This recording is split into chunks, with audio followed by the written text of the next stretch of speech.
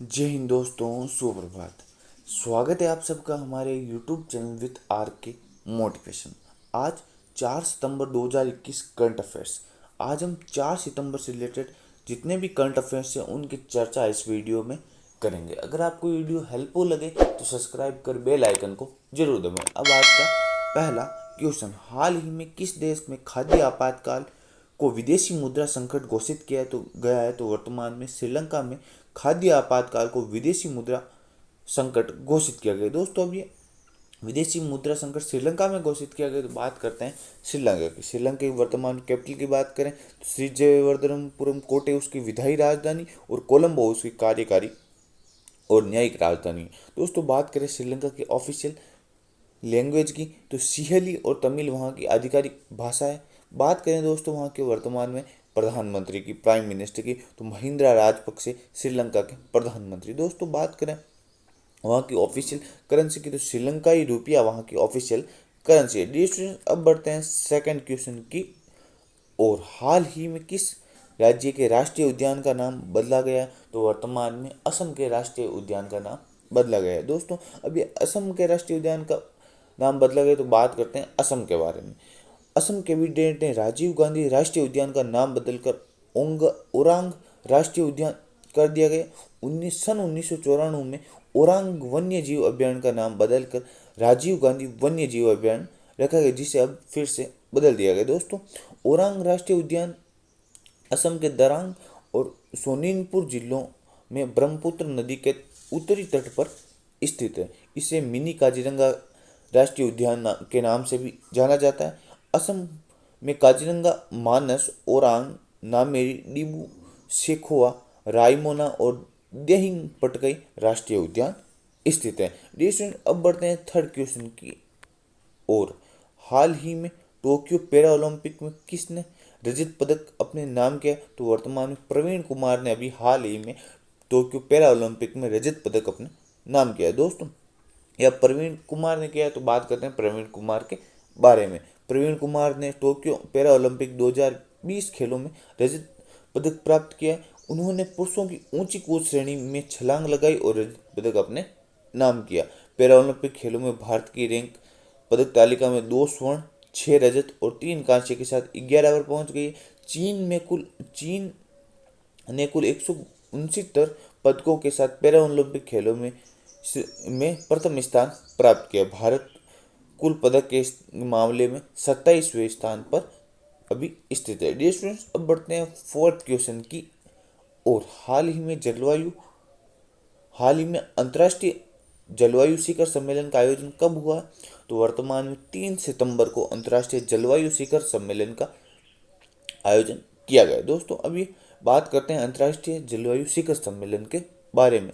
3 सितंबर को अंतर्राष्ट्रीय जलवायु शिखर सम्मेलन का आयोजित किया गया। ये हाइड्रोजन इकोसिस्टम पर भारत का एक फ्लैगशिप इवेंट भी इसमें प्रस्तुत किया गया। दोस्तों, ये PhD chamber of commerce and our industry की पर्यावरण समिति की एक पहल है।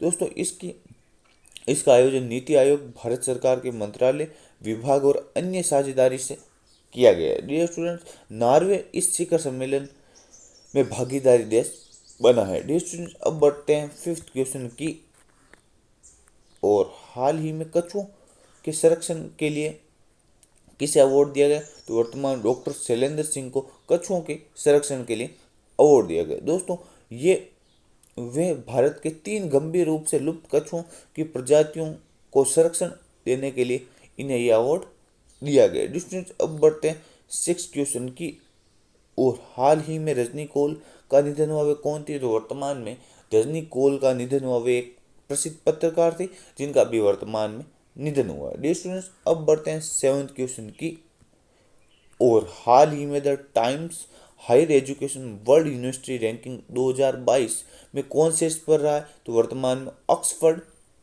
The Times Higher Education World University Ranking 2022 में शीर्ष पर रहा है। तो बात करते हैं हम, ये रिपोर्ट अभी द टाइम्स हायर एजुकेशन ने जारी की। तो बात करते हैं इस रिपोर्ट के बारे में। The Times Higher Education World University Ranking 2020 जारी की, जिसमें 99 देशों के 1662 यूनिवर्सिटी ने भाग लिया। ब्रिटेन की ऑक्सफोर्ड यूनिवर्सिटी लगातार छठे साल अपना शीर्ष स्थान प्राप्त किया।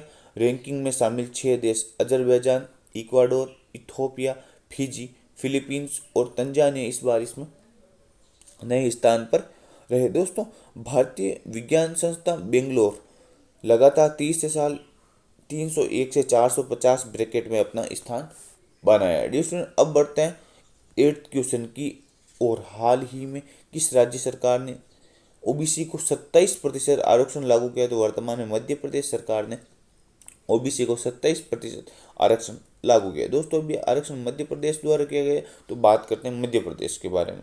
मध्य प्रदेश लोक सेवा एवं पदों पर सीधी भर्ती ओबीसी को 27% आरक्षण दिया है। यह आदेश मध्य प्रदेश लोक सेवा संगठन अधिनियम 2019 के तहत जारी किया गया।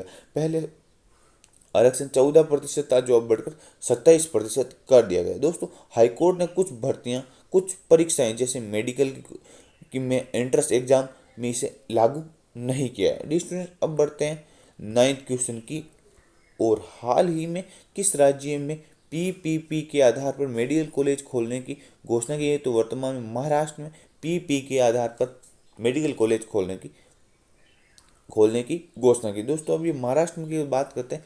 महाराष्ट्र की वर्तमान में कैपिटल की बात करें तो मुंबई वहाँ की कैपिटल है। बात करें वहाँ के वर्तमान चीफ मिनिस्टर के उद्धव ठाकरे वहाँ वर्तमान में चीफ मिनिस्टर। दोस्तों, बात करें वहाँ के वर्तमान में गवर्नर यानी राज्यपाल की, तो भगत सिंह कोश्यारी वहाँ के वर्तमान में राज्यपाल। दोस्तों, अब बात करें पीपीपी, इसका full form public private partnership है, जिसके तहत अभी महाराष्ट्र सरकार 12 कॉलेज खोलेगी। स्टूडेंट, अब बढ़ते हैं 10th क्वेश्चन की और हाल ही में किस देश के वैक्सीन वैज्ञानिक डॉक्टर फिरदौस कादरी को रेमन मैगसेसे पुरस्कार दिया गया? तो वर्तमान में श्रीलंका के वर्तमान में बांग्लादेश के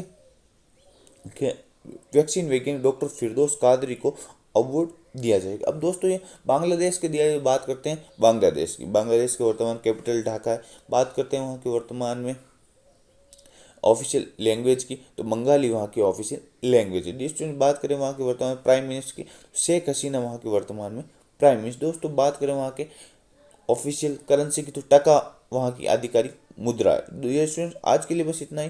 thank you. Subscribe my channel, like, comment, share. Thank you, धन्यवाद, जय हिंद।